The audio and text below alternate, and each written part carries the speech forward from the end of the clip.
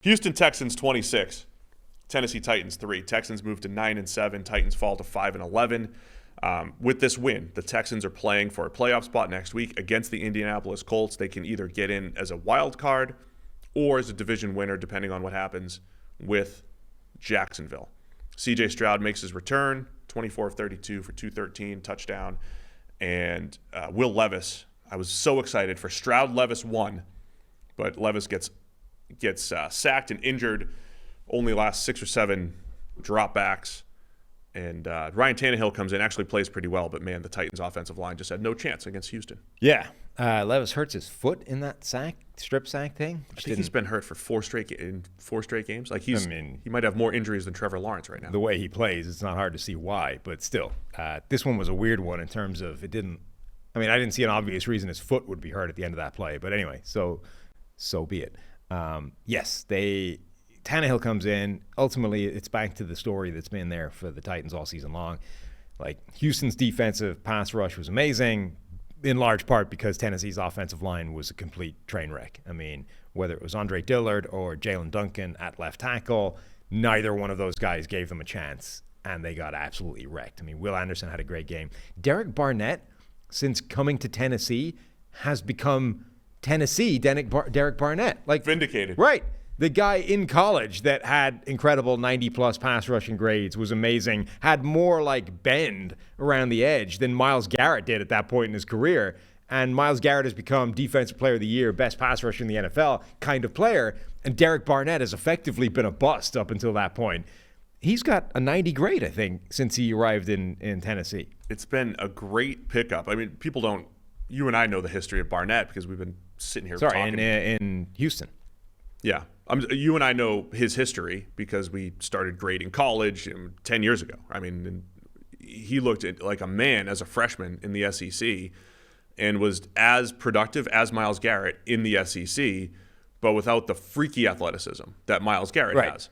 And then it was like production-wise, but he did have translate. the bend. Like, that was the one thing that he had, that crazy ability to sort of bend and lean over laterally and get around the edge in an incredibly tight arc. Yeah, PFF grades in the last 4 games for Barnett. So the Eagles just, got rid of Barnett. He's basically been he was like a mediocre starter and a rotational player as part of the Eagles. Yeah, he would never had a pass rushing grade above 69. Yes. And that was as a rookie, right? This season in Philadelphia, his pass rushing grade is 53.3.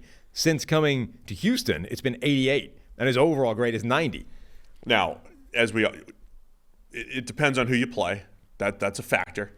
He's played the Titans twice. Yeah, that'll help. Played the Jets. He played the Browns with their, 4th and 5th string tackles. That matters. But Barnett is playing extremely well and deserves a ton of credit. Yeah, PFF grades of 83, 87, 80, and 89 over his last 4 weeks for the Texans. A lot of that was replacing Will Anderson or taking Will Anderson snaps while he was hurt and now being a part of that Texans rotation. He has 17 pressures this season, and all of them have come from his time as a Houston Texan. He got 0 with the Eagles. None. Amazing stats. Derek Barnett. So he deserves a shout out. As we mentioned, like Jalen Duncan looked like an overwhelmed prospect at Maryland last year when he had to go up against Penn State and Ohio State, and kind of looks the same at the NFL level. So Ryan Tannehill ends up with pretty good stats, but anytime Tennessee tried to get something going, Texans pass rush was just dominant. Yeah, Jalen Duncan, 6th-round rookie that was raw, coming into the league.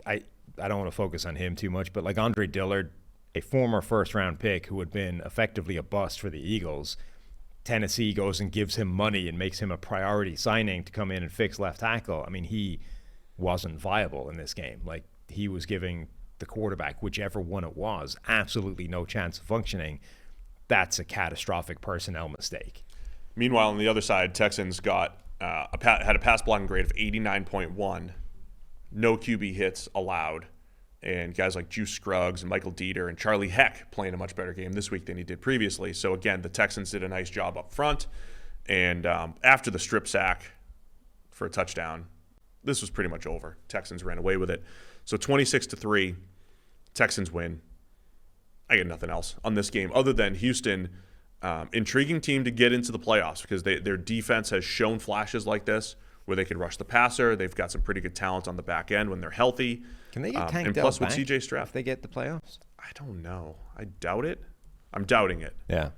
But I saw the only reason I asked that is because he was doing the sort of pregame, lead them out onto the field thing, and like he broke his leg, and he's running out like bouncing around, looking fine. Like if you hadn't been told this guy's got a broken leg, you wouldn't have known it from that pregame intro thing. Text Bobby, see what he says.